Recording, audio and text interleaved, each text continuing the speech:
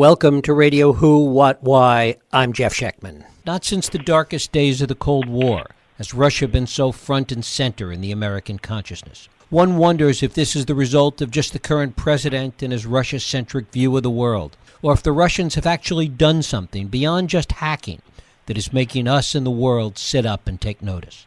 Certainly Russian diplomats and citizens turning up dead all over the world, and a kleptocracy producing great wealth for Putin and his oligarchs has also contributed. But beyond that, what's really going on? Few understand today's Russia better than my guest, Bill Browder. Once one of Russia's largest foreign investors, he was forced to leave the country, after which his lawyer was jailed and murdered. He wrote about this in his book, Red Notice. Today, Browder joins us once again to talk Russia and all that's happened in the past couple of years. Bill Browder, thanks so much for joining us. Thank you. Have we all gone a little crazy with our obsession with Russia of late, or are there really things happening that we should be genuinely concerned about? Well, there's been stuff that we should have been genuinely concerned about for the last 15 years while Vladimir Putin has been running Russia, and it's been a slow catch up from perception to reality. Putin is a different type of leader than any other head of state, in that Putin has been stealing money hand over fist to the tune of $200 billion for himself in his presidency, and he's been running it as an effective mafia. Russia's effectively a mafia organization in which he's the capo. And the only difference between this mafia organization and the Colombian mafia or the Italian mafia is that Vladimir Putin controls thousands of nuclear warheads. Is this all about the money for Putin? Is there a grander foreign policy vision? Is there a grander plan for greater Russia? Or is it really just about the money? Well, it all kind of interplays with itself. So Putin started out just for the money. So when he first came into power, he wanted to get as much money as he could, as quickly as he could. And to do so, he had to put a lot of people in jail. He had a lot of people arrested. He had a lot of people killed. And over the course of time, he created a lot of enemies. And the one thing he also did was, while he was stealing money for himself and the people around him, the top people in Russia were stealing money as well, the average Russian was basically getting nothing. So if you're just a regular middle-class Russian, you don't have any they don't have medicine in the hospitals. The teachers aren't being paid at the schools. There's huge holes in the roads because they're not filling them. And so the country was basically crumbling while Putin and his cronies and his oligarchs were sailing around on super yachts and flying around on Boeing business jets and so on and so forth. And so after a while, people started to get upset. And Putin said to himself, what am I going to do to make sure that these people don't overthrow me? And so that's when he started this whole idea of creating foreign enemies, invading foreign countries, and creating this false scenario that Russia was being surrounded and potentially invaded, and so they needed to fight all these enemies. And so the sort of grand plan of fighting in Ukraine and fighting in Syria is all huge distraction strategy to keep people from turning on Putin and saying, why don't we have medicine and you're rich? And where does this hacking fit in, this attempt to influence European elections, American elections? How does that fit into the grander scheme? Well, Putin he loves playing in the shadows. He's a former secret policeman, and so he loves playing in the shadows. And what he's understood very, very adeptly is that for very little money, he can go and make mischief all around the world in a way that nobody can hold him responsible for because he's doing it in the shadows.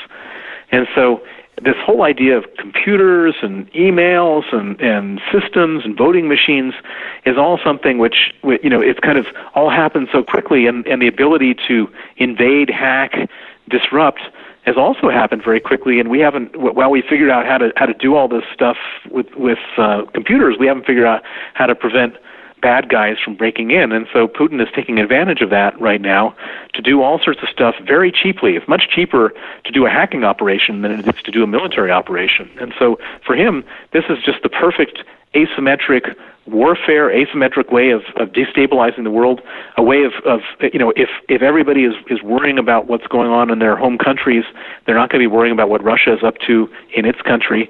And so it serves Putin's interests in all different ways for him to be hacking, disrupting, and doing everything he can to make life in the West more unstable. Is there an argument that can be made that a destabilized West could backfire and have adverse effects on Russia? Well, I mean, it's a very short-term benefit to Putin, and ultimately, if you have a destabilized West, you could end up having wars in the West, and if you have wars in the West, you could end up having a world war. And there's no way that Russia wouldn't get sucked into a world war. It always does. And so for him to be doing all this, it's really, in a very narrow way, just trying to maximize his own personal situation at the expense of everyone else, including his own country. And what is your sense of all of these contacts between members of the current administration and various Russian officials?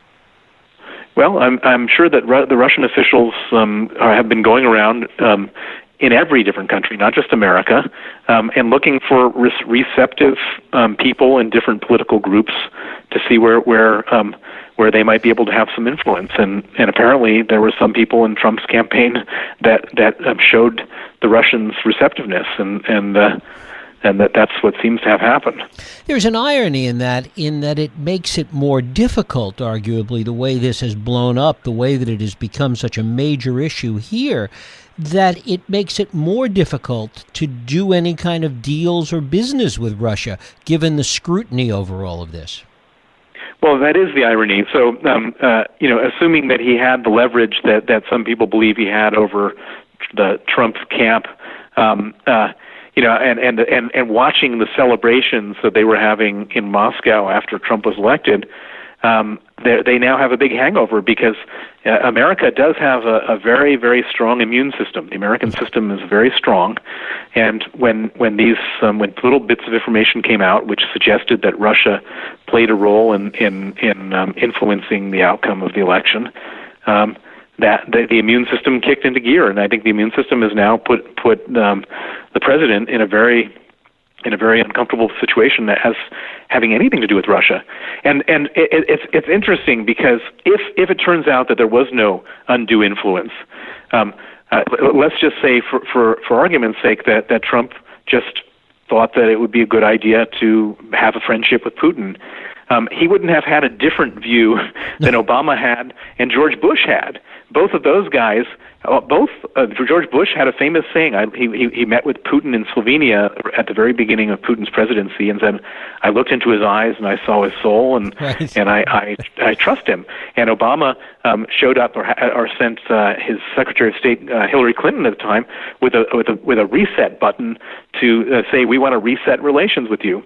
And so both those guys were able to get away with whatever they wanted to do with Putin. It doesn't look like Trump is going to have that opportunity because the entire American establishment is surrounding him and saying you can't do anything, that kind of stuff. After all these years, Russian diplomats are still dropping dead. What's going on? Well, I don't want to be a conspiracy theorist. Having said that, having dealt with the Russians, there's a good reason why there are so many conspiracies, because there really are conspiracies. The Russians kill people for all sorts of reasons, and I've seen it up close and personal in the case of Sergei Magnitsky, my lawyer, where Sergei Magnitsky discovered a massive government corruption scheme from the outside. He wasn't in the government; he was just my lawyer, and he exposed it, and he was killed. And then one of the Russians who was part of the corruption scheme became a whistleblower, came to us with information in London about this corruption scheme. And after he gave us the information, and that information was used to freeze accounts in Switzerland and open up a major money laundering investigation, he dropped dead in front of his house in a suburb of London. And then another guy who was a Russian opposition activist who was involved in campaigning for sanctions against Russia in the case of Sergei Magnitsky, my lawyer. This man, his name is Vladimir Karamurza, he was poisoned twice, almost killed twice in Russia. And so they poison, they kill, they do all sorts of stuff as a matter of course. It's just what they do. They do it for all sorts of reasons. They do it against their enemies. They even do it against themselves when somebody knows too much, when they don't want something to leak, when they want to blame somebody for something that they've done. And so people are being killed left, right, and center, and they do it generally with poisons. They do it with car crashes. They do it with fake suicides. They do it in all sorts of different ways to get rid of people. There's a famous expression during Stalin's time, no person, no problem. And that's how they deal with stuff. They don't do it with big bombs and fire bombs and machine guns. They do it very subtly in ways that there's always some deniability. But people do die a lot who are connected to Russia. I mean, we recently had the death of Russia's UN ambassador. Is there something more behind that, do we think? I don't know what he knew, but generally, if somebody dies, if some important person from Russia dies, one should be suspicious.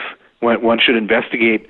One shouldn't assume that it's just a natural death, just because one would do so if the Belgian ambassador to the UN died. It's a different story when a Russian dies in these circumstances. Given how much money has been stashed away by Putin and some of his cronies and oligarchs already, the question always arises, how much is enough? Well, what you have to understand is it's not just about the money, it's also about the position. So Putin, it's different in Russia than it is elsewhere. In America, you can be the president and not have any money, and there can be billionaires that don't have any power. But in Russia, if you're the boss, you can, and you're the most powerful person in the country, you also have to be the richest person in the country, or at least in Putin's mind, that's how he thinks. And so he can't not have the most money of anybody.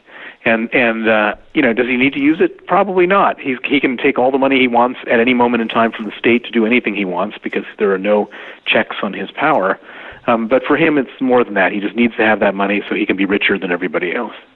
I guess that's something Donald Trump emulates in him. Well, I don't think that. I think there are way too many checks and balances in America for any American president to ever get anywhere near what Putin has done. How does all of this continue to play out, Bill, in your opinion? Well, it's very uncertain how it all plays out as far as Putin goes. So, Putin has got a very unstable situation, which is that Russia is in an economic crisis. People are getting poor. People are dying young. There's no medical care there. People are dying from drinking like tainted alcohol because they drink bath gels to get drunk. All sorts of crazy stuff happening in Russia, and as a result, people are grumbling and they're angry. And Putin has successfully created this image of himself as being a nationalist. That he's looking out for their interests. He's fighting foreign enemies. But it's one of those things where it works up until the point that it doesn't work. In other words, that at some point in time, people may wake up and say, why are we putting up with this guy who's stealing everything, who's making our lives miserable? I don't believe a word he says. And if you get enough people saying that, at any spur of the moment, there's nothing he can do. And so he could be overthrown by his people. He could also be overthrown by the people surrounding him. There could be a palace coup. Or he could end up like the president of Zimbabwe, Mugabe, who's been there for 28 years. It's really hard to say how it all plays itself out. The one thing we can say is that it's a very brittle, very uncertain situation, and the worse things get over there, the more totalitarian they get. And I imagine that Russia is going to more and more sort of close itself off from the West and become more and more North Korea-like as Putin desperately holds on to power to make sure that he doesn't get overthrown. I mean, it's worth noting that Putin came to power originally under the guise of being a reformer because there was an element in the country that did want to see reform, that did want to see change.